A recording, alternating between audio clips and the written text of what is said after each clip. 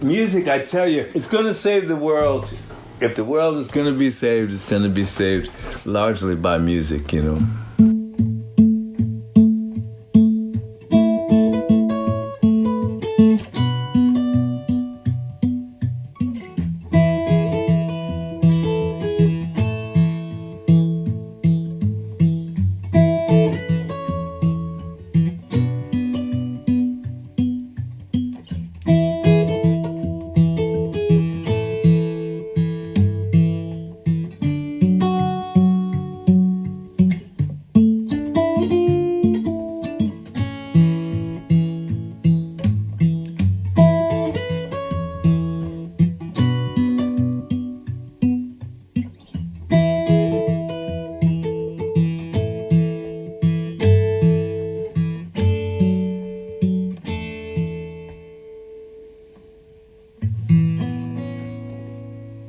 Welcome to the Acoustic Guitar Podcast.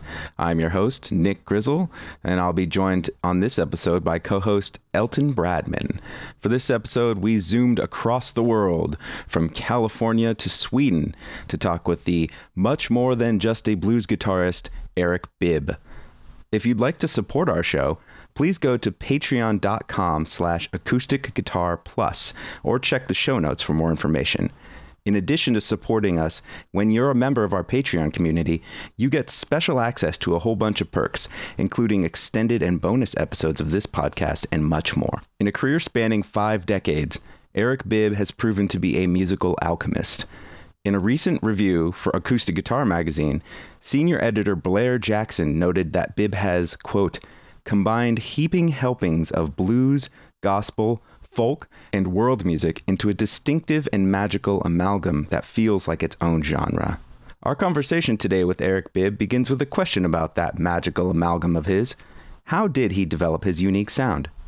Like so many people around me and before me, I found that country blues and the African-American folk music that you can hear on early recordings from the 20s and 30s, I found it had something totally mesmerizing, almost supernatural.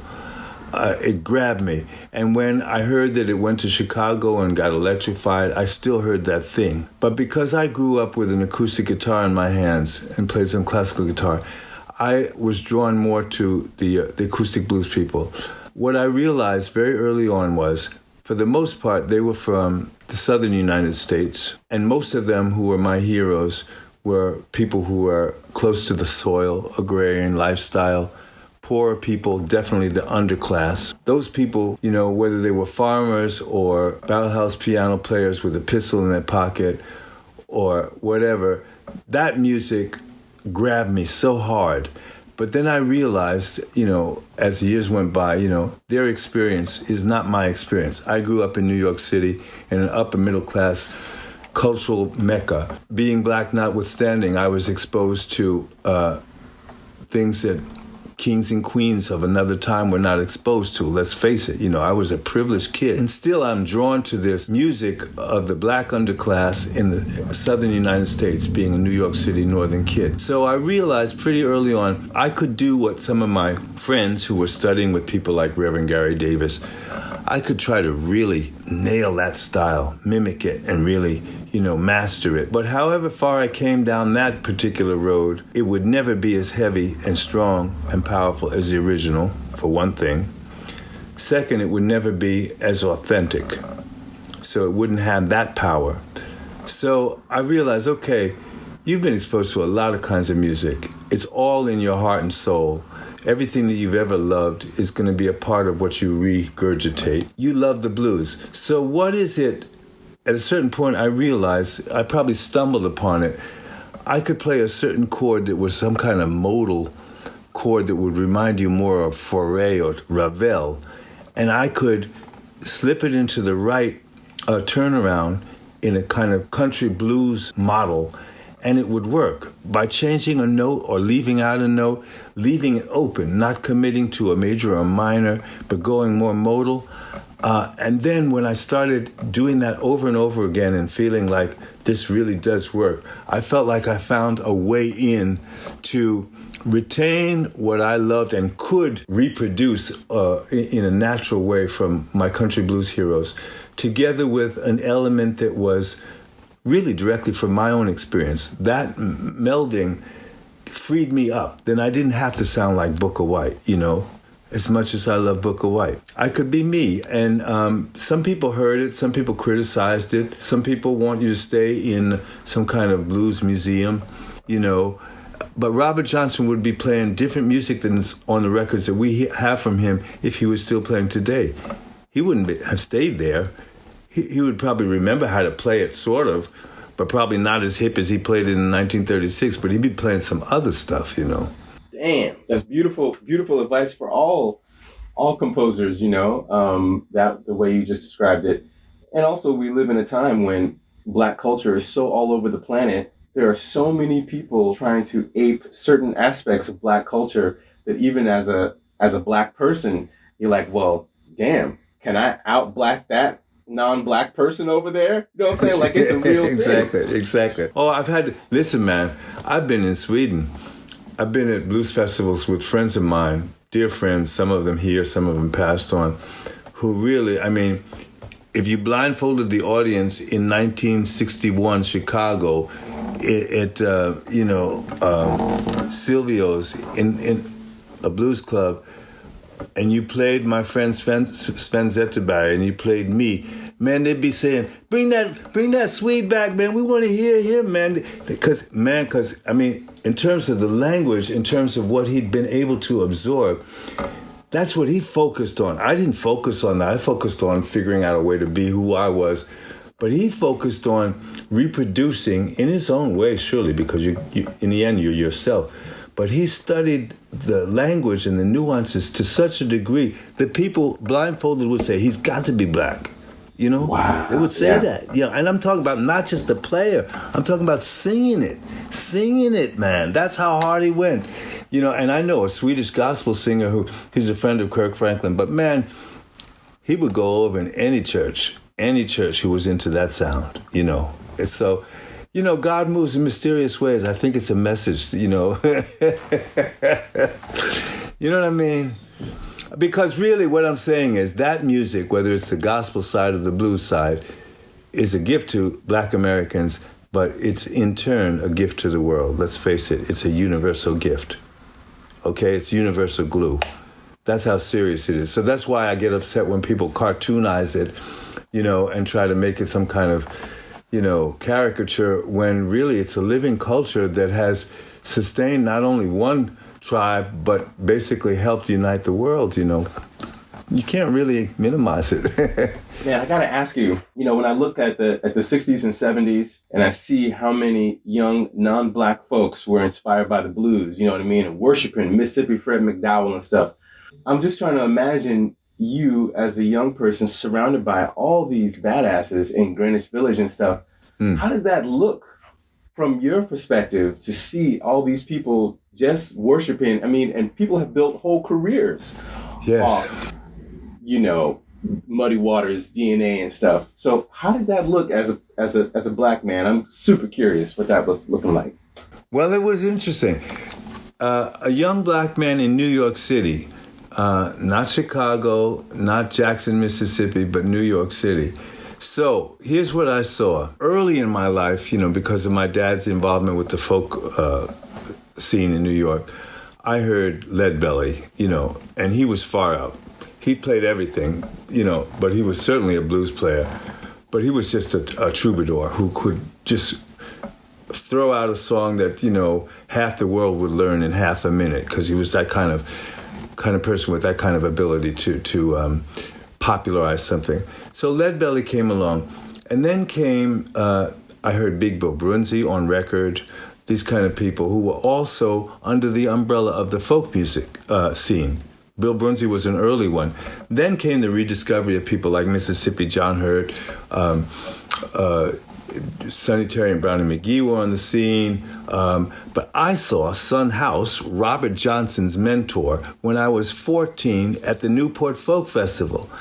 The same time that I saw Bob Dylan, Tim Hardin, Mississippi John Hurt, the Chambers Brothers. So for me, my whole formative years as a musician was not boxes, but was a scene that included everything from McCoy Tyner to Skip James. You know, it was that eclectic. And plus, I was going to a musical high school singing, you know, Handel's Messiah, singing art songs from Fauré. You know, it was like that. It was like the whole rainbow of music was in my life in one way or another.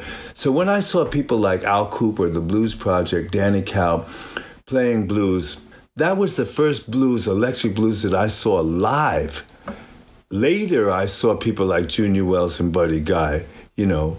But first live, you know, on records, I heard those guys before, but first live, on the village scene, I heard, you know, white guys, Dave Van Ronk playing blues, you know. I was never indoctrinated with the segregation part of it. I just thought, this is great music. Some black people do it, not too many that I could see right now in front of me, you know, but more white guys finger picking. But nonetheless, I got a chance to see, like I said, some of my heroes who started the whole thing, you know. So I feel very privileged. Yeah, you know, with your latest album, Dear America, I'm curious about how living in Sweden for so long has impacted your perspective on the United States. For one thing, being an observer as well as emotionally a participant in what's going on in the States. You know, I was born and raised in New York City. I left the States, you know, on my own to live in Europe at age 18. And what I remember about growing up in New York City, which is a planet unto itself, New York is like no other place. Everything is unique, but New York is uniquer, you know what I mean? But, you know, having said that, I was aware of other parts of the United States. You know, my grandparents were from Louisville, Kentucky, so we'd go there in the summers. My mom was from Albuquerque, New Mexico, so be out there in the Southwest. And it wasn't until I started touring the States later in life that I really got to see much of, you know, the hinterland. But I'll say this. After 18 years in the States, being acutely aware, you know, physically, intellectually, historically about what it is to be an African American, I was conscious immediately of the lack of physical tension, body-wise, you know, just walking around Europe, being in Paris, seeing students from Africa who looked sort of like me, but who didn't have any of the same body language that Americans had, you know, being free of that constant spook of racial prejudice that's a part of American oxygen, you know. Let's face it, doesn't matter who you are, you're aware of it on some level and some level in your body. So I really experienced a relief of that particular tension. First off, it's not that there's not issues everywhere, you know, and being a person of color, as it were, in Europe is also a challenging situation, you know. But I felt a real visceral relief from a kind of tension that you get so used to, you don't even realize that it's there until it's not there, you know what I mean? So let me just say that. So as far as how that impacts my viewing of America,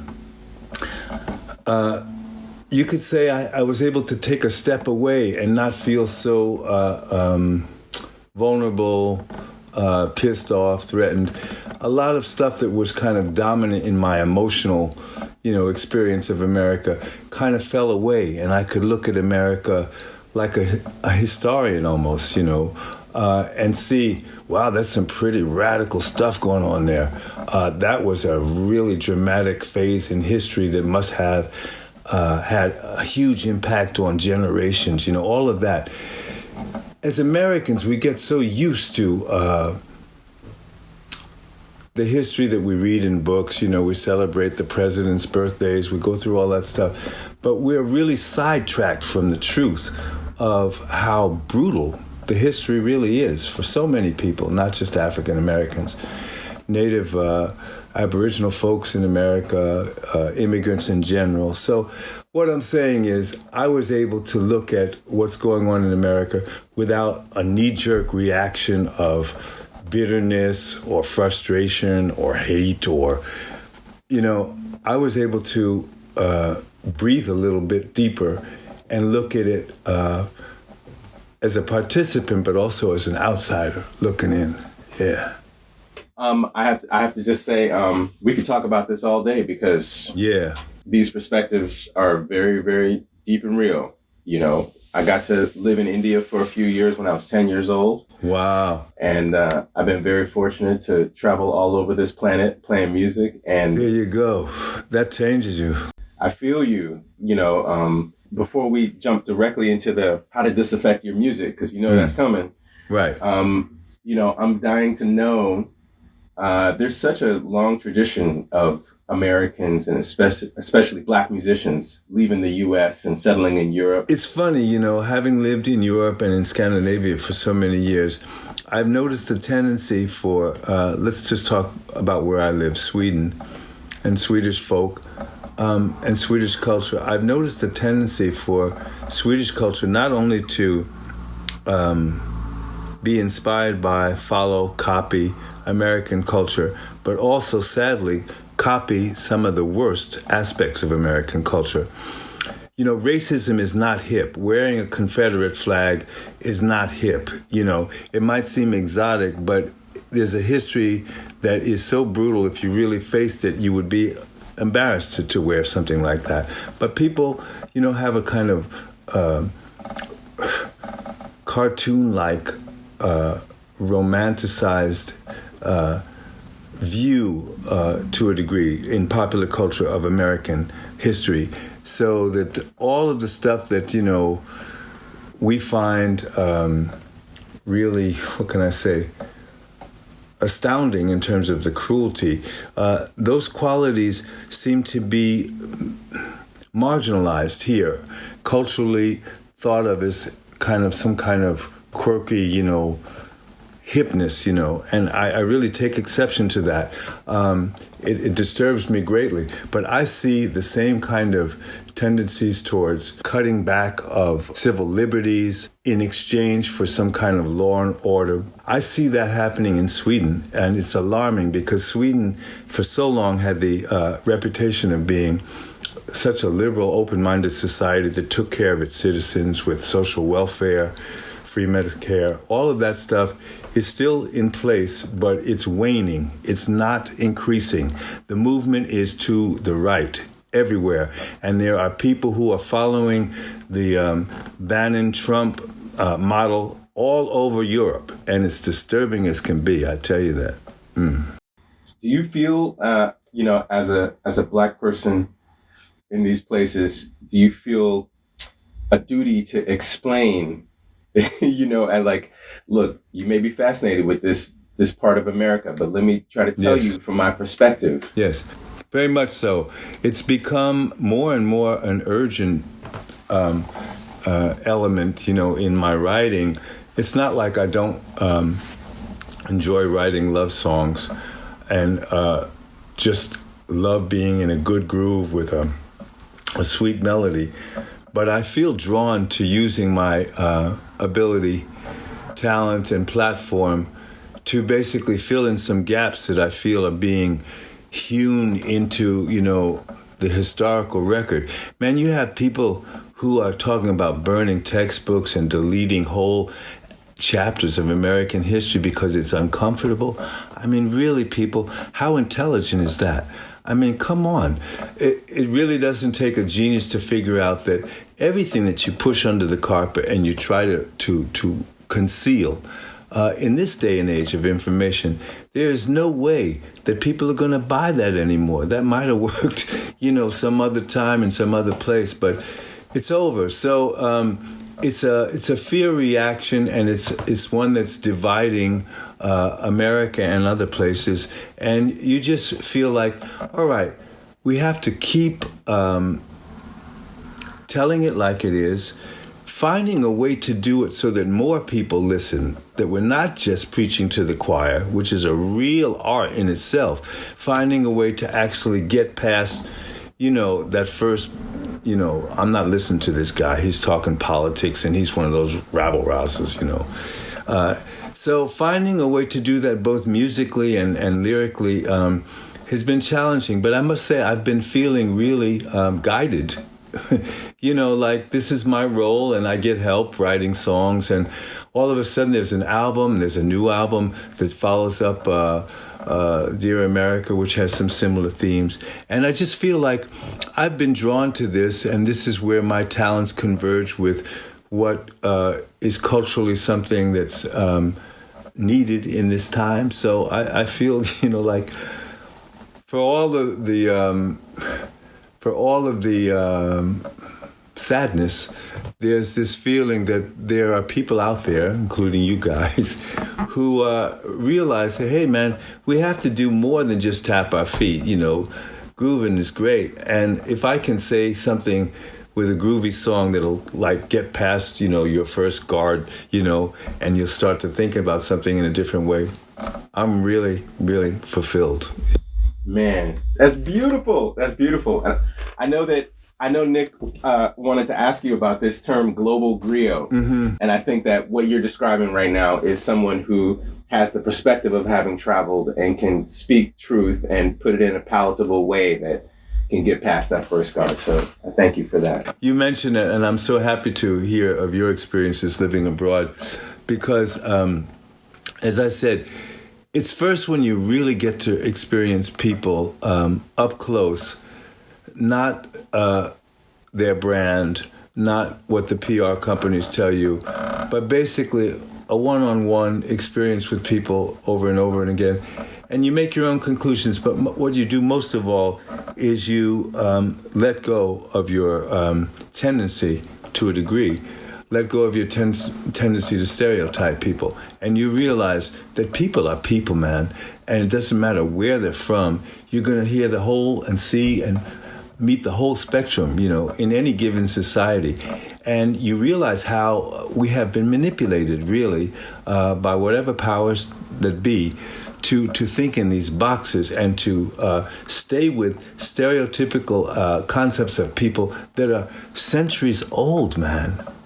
That reminds me of that song Black and White on Dear America. When did you start writing the music for this album? Because it's so prescient now. It came out last year. Did you set out to make this type of album, or did the songs just kind of start leading toward that? Well, to backtrack just a bit, because you mentioned it, Black and White is a song that I started and ended up collaborating with my producer, Glenn Scott, on that as well as many tracks. But he took basically the seed of a song and turned it into an opus that I think is just so complete and gorgeous and evocative of all that we wanted to get across with that song. It's one of my favorite things on that album, and it's ambitious, because this goes beyond branding, my branding as an acoustic blues troubadour or whatever. Man, I'm just trying to say something with the means that I have available. And wherever it goes to musically, I like to think of myself as just basically a music lover who has focused on a certain part of my tradition heavily. But that doesn't mean that I've been deaf, dumb, and blind to all the things that I've heard and loved in my life from wherever they come. But that song is definitely one of the songs that I'm most pleased with in terms of saying something really heavy and important, but doing it in a way that at least gives people a chance to hang on until we get, past the first verse, even though it's about an uncomfortable subject. It's this uncomfortable conversation that we have to face repeatedly if we're going to get anywhere. So I'm trying to make it more comfortable, you know what I mean? So to your question about when did I start, it's funny, that thing of prescience and how I've had the experience, and I don't take personal credit for it. I think it's the muse that's inspiring so many people, however you want to formulate that concept. But being in a position to write songs that maybe tell a bit of the future and give people a heads up of stuff that's important to think about, that's a privilege. That goes back to the global griot responsibility and mantle that you wear willingly, because you realize you've been prepared for it. And I got to say that when I look back over my journey as a musician, I realize with sometimes great clarity what every step meant in terms of the next step, how it connected to, this is, it's philosophy, it's spirituality, and it's music, and it's just a good time to be a musician. I think if you're woke, and if you feel inspired to spread a good word that will help bring people together as opposed to divide them. It's basically what it's about. So yeah, it happened that I started writing the album basically 2 years prior to it being released. Not knowing that it was going to be that kind of album. I'll just mention the song Emmett's Ghost was inspired, it's been a story that's been with me a long time, but it was inspired by a great documentary film about Sam Cooke that I saw, about, I think it's called The Two Killings of Sam Cooke. Man, woo! That knocked me out. And there's a reference to Emmett Till in that film, and that's what got me rethinking about Emmett and writing that song, But all of that happened before, a lot of stuff, George Floyd, all that stuff, man. So it just kind of took shape and ended up being this. Yes, and I realized that subconsciously I was gravitating towards things that were in the news and that were too big to not comment on in some way, Well, I also wanted to ask you about the writing and recording process. But Elton, I know you wanted to ask about Ron Carter. Yeah, I mean, I'm assuming, looking at your family and where you were raised, it's not like a complete. It's not, Ron Carter didn't come from Mars. Right. Like I feel, you had some connection before. Yes, it's true. What happened was my dad, who was really the key to my whole entry into the wonderful, cathedral of music. My dad had a television show called Someone New. It was a television talent show that featured young, upcoming talent. This was late 60s, New York City, local station, NBC station. And my dad happened to think that it was the right thing to do to hire me as a guitarist for the house band. And I was 16 years old, totally out of my depth. I could read a simple chart, but I was just really way out of my depth. And I think my dad thought, well, best to throw him in at the deep end and see what happens, because, and surround him with people who are going to either inspire him to be better and better and better, or it won't happen. So there I was, surrounded by the likes of Ron Carter, who was the first bass choice. When Bill Lee, Spike Lee's dad, couldn't make it, Ron Carter was the bass player. The sax player was Selden Powell, who played with everybody from Aretha Franklin to... It was like that. So there I was, and I'll just tell you, on that show, I remember specifically a 9-year-old kid coming in with his cello and his parents, wowing everybody, knocking everybody out of their socks. And it was Yo-Yo Ma at 9 years old, man. Yeah. So on that show, I met Ron Carter for the first time and played with him.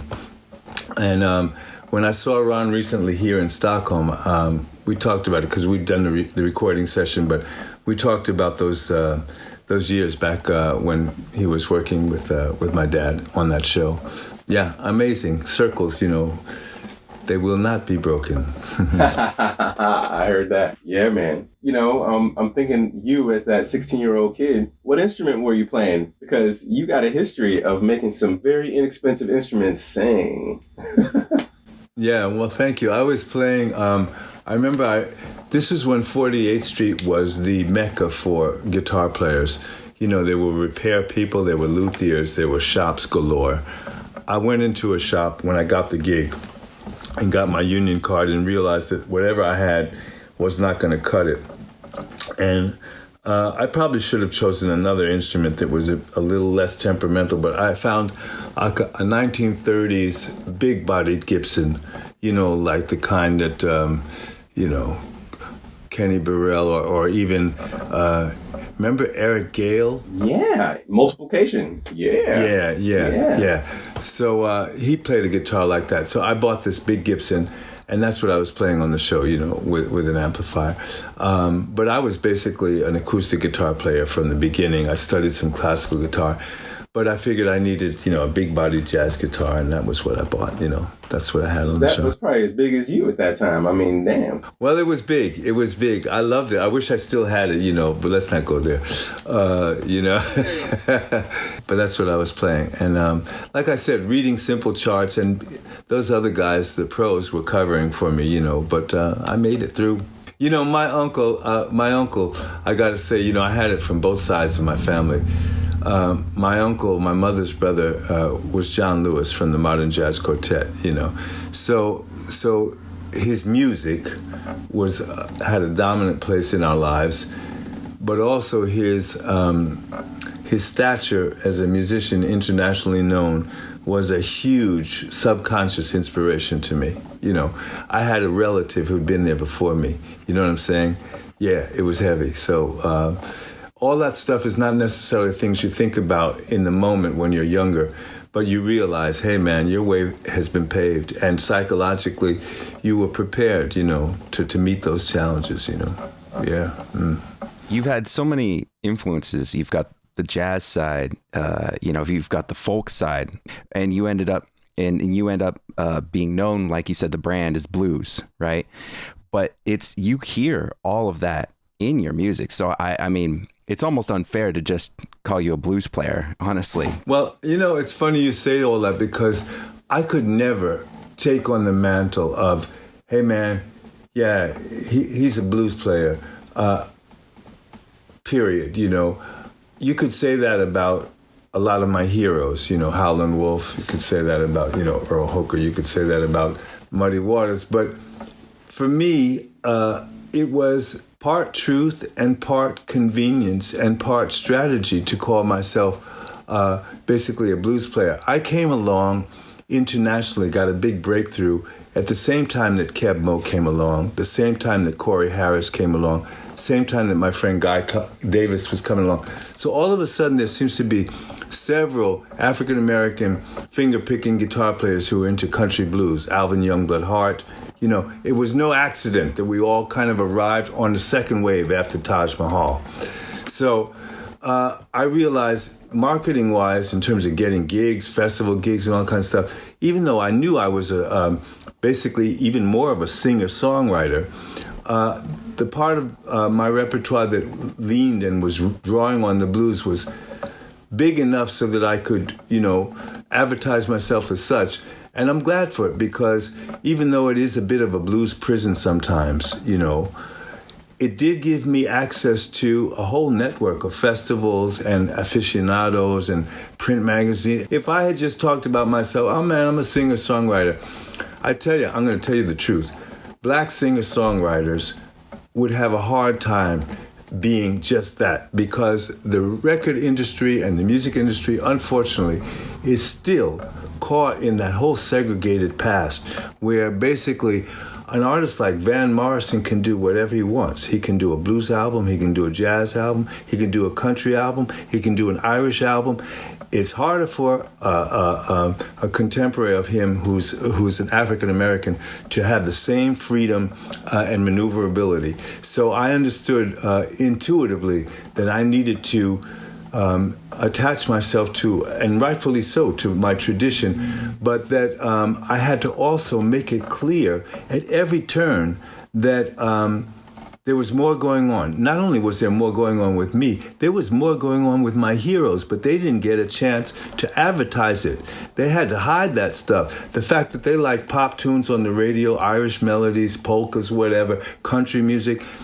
The producers said, "Hey man, we want that gut bucket blues. We don't want your take on, on Porter Wagner." And now we have a guy like Jimmy Allen. You hip to Jimmy Allen? This country, yeah. So, it's like people are trying to break out of these prisons, whether you're a blues artist or a country artist, and it's easier for others. But for blues artists to basically say, hey, I'm a musician, I love the blues, that's an uphill battle. It is. Mm-hmm. Thank you for that perspective. I think that when I look back and think about the children that Muddy Waters fathered, you know what I'm saying?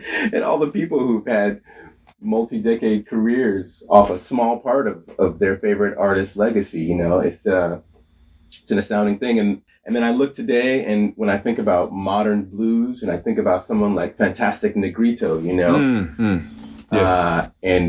And it's an amazing journey. I mean, when we say this word, the blues, it just encompasses a lot, actually.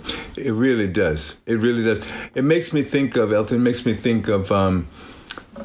Leroy Jones's book, Blues People. Because for me, the blues as a music is what it is, an amazing art form.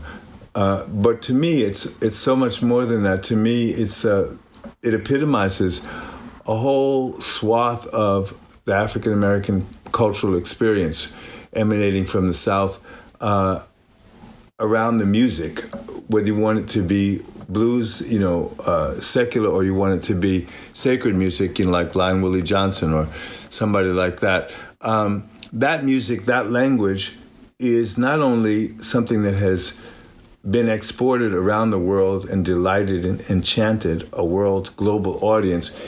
Let's not forget, it was a tool and continues to be a survival tool for a whole people. I'm talking about psychically. Without the music, man, the stress, people would be like, running in the streets, man.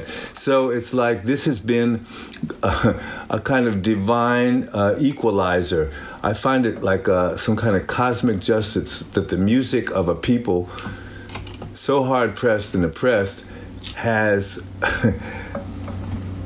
enchanted, as I say, a whole world and united a whole world of music lovers around a people, and maybe got them to at least crack the shell of the indoctrination and start to look at people as people, through the music. It's been a door for people of color, for example, to travel to different places where they're not the main population, where there's a bit of, mixing it up. And this is really, the musicians are in the vanguard. This is what's got to happen. Without that, this tribalism, this modern tribalism is going to do us in. It's obvious. Yeah.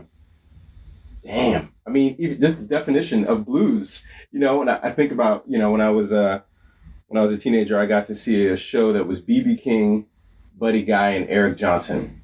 It was advertised as a blues fest. And I was just blown away at the complete differences between these three people. Right. Right. And that was all considered the blues. And I was like, wow. And then as I studied, I was just like, man, that's the foundation for everything. Like all the jazz, walking bass lines I'm learning, like every blues is like the... Exactly.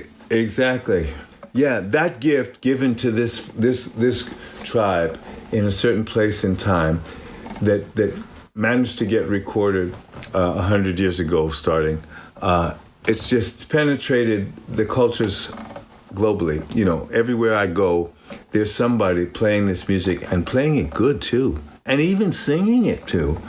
It's surprising how deep it reaches into people, so that they really become students. They want it. They want to learn it. They want to learn more about it. They travel to the States. They live with families who their parents would think, I don't know anybody like that. I have friends here in Sweden who are, whether they're blues travelers or gospel travelers.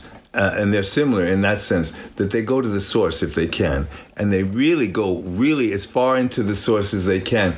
And people on the ground are so delighted to have the interest from these Nordic people, you know. It's like, man, the people around me who look sort of like you have ignored me for so long, but you like acting like this is like the Holy Grail. That's the experience. Yeah. Over and over and again, I've seen it. Yeah. Well, that's the end of part 1. Thanks for listening. Check us out on Patreon to listen to part 2, where Eric picks a few favorites from his guitar collection, and he will demo them on mic for you to hear. You'll get to hear a whole bunch, including the 12-string guitar he played for an audience with the King of Sweden and B.B. King, the unique instrument pictured on his album Dear America, and several others. Eric also shares what he looks and listens for when he's in a guitar shop, so you don't want to miss that either. The Acoustic Guitar Podcast is brought to you by the team at Acoustic Guitar Magazine. I'm your host, Nick Grizzle, joined for this episode by co-host Elton Bradman. Our theme song was composed by Adam Perlmutter and performed for this episode by Eric Bibb. The Acoustic Guitar Podcast is directed and edited by Joey Lusterman. Tanya Gonzalez is our producer. Executive producers for the Acoustic Guitar Podcast are Lizzie Lusterman and Stephanie Campos-Delbroy. If you enjoy this podcast and want to support us, check out our Patreon page at patreon.com/acousticguitarplus or find the link in our show notes for this episode. As a supporter, you'll have access to exclusive bonus episodes along with many other special perks. And if you're already a patron, thank you so much for your support. It means a lot.